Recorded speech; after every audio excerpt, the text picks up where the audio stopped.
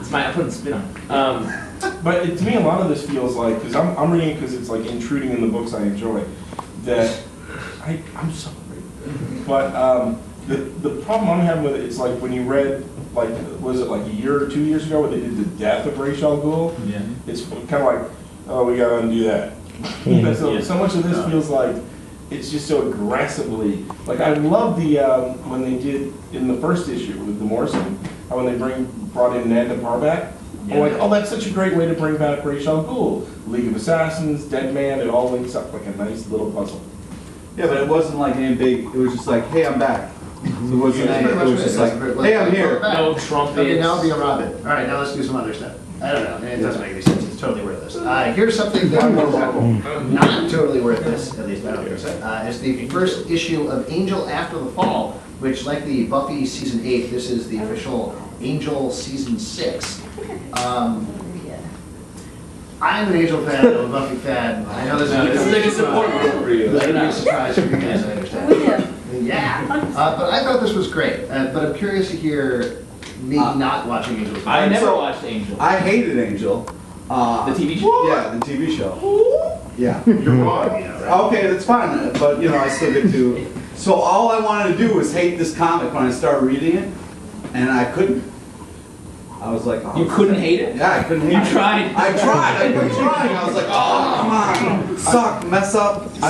Suck! Please suck! Stop! Oh, you're not sucking. You're not sucking, yeah. I don't want to hear it's good because it's like with Buffy, the current season that they're doing at Dark Horse.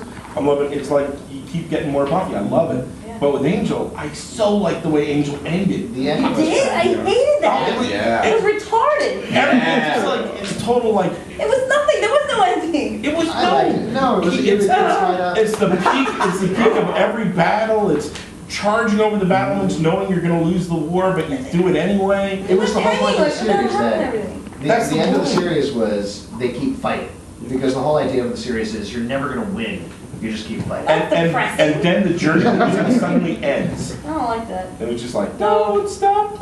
And then he wakes up and he's with his cast member from the previous show. There you go. And it's I had the strange nightmare. I was running a hotel. And then it's all snow globe. Did you just found The out giant's that finger. Doyle? The guy, Doyle, remember Doyle, who was originally on Roseanne? Yeah. He died. Yeah, he I didn't know that. Years ago. Years That was so ago. upsetting. Yeah, it is upsetting. Yeah. I had no idea what anyone's talking about. Sorry about your mom. This is like when you were talking about those wolf bicycles. No, it's Hair Bear Bunch. That's not a wolf bicycle. Those wolf bicycles. You're always going on about those wolf bicycles. I never know what you're talking about. I'm an old man. the guy. No, she's saying the guy who played Mark, who married Becky and Roseanne. Oh, yeah. Who was also Doyle The in the actual first season guy. of Angel. The actor is dead. I also didn't know he was really Yeah. Irish, but he was making that accent up. No, that was just. He was making the American accent up. Yeah, you'd see him being interviewed during Roseanne, and he'd be speaking in Irish. It's kind of like when you hear House. Irish. No, like with that brogue. It's like when you see the guy who plays Hugh House Laurie. talking. Yeah, Hugh Laurie talking for Norman. You're like, that's so weird. Or the David Tennant who plays Doctor Who talking. Is it Scottish or Welsh? Yeah. Is it really? Anyway, I Somebody know started now. crying. This is kind of like cooking lasagna for them. You were One of my favorite things in this book is a demon. Well, in the story, LA has been transported to hell. Little backstory. Yeah. Not that much different. Let me flay the vampire and wear his skin as a spawning cloak. Wouldn't it be cool if we all had cloaks to have sex, like sex cloaks? What? That's what you're talking about. This is the thing that before the show you're like, there's a phrase I want to read out of the Angel comic book. I'm really excited. Spawning cloak. What are you talking about? This sex club. This demon wears a cloak, a spawning cloak. Wouldn't it be cool? What does that have to do with It'd be sex? cool. You'd be like the superhero for sex. It's a condom. Yeah. Oh, that's gross. All right, that's the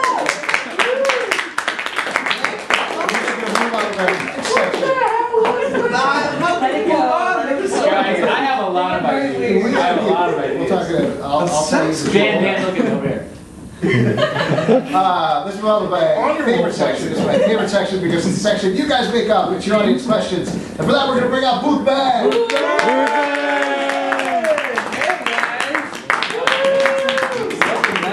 Just ironed my spawning clothes. See,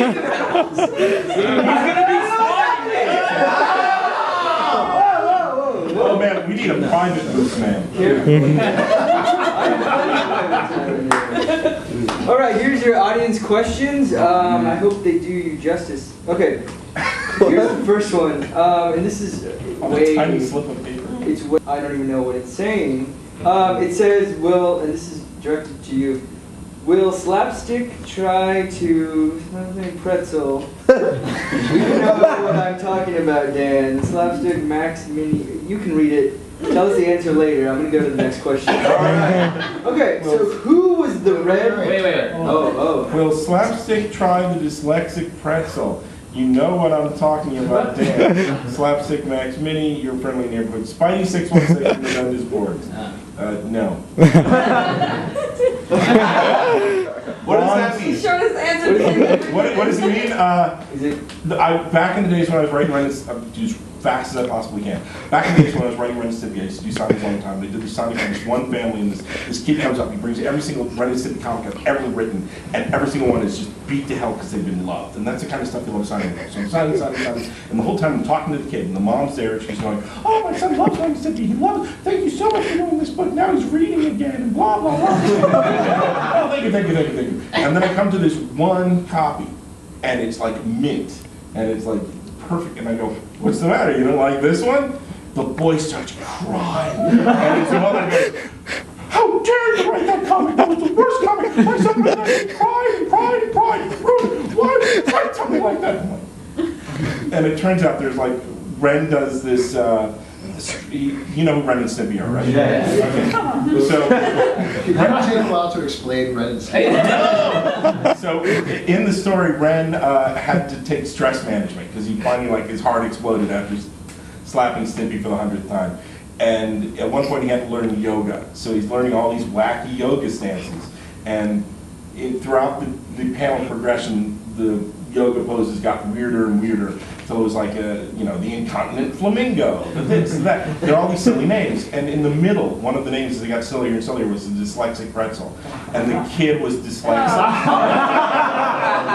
and the mother, and he thought we were making fun of dyslexic people, and he only kept it so he had one in the whole set. And I spent like a week, like, talking to guys like Tom Bree, going, "I can never write anything offensive to anyone again. I can't offend anyone." Did you sign it backwards? Got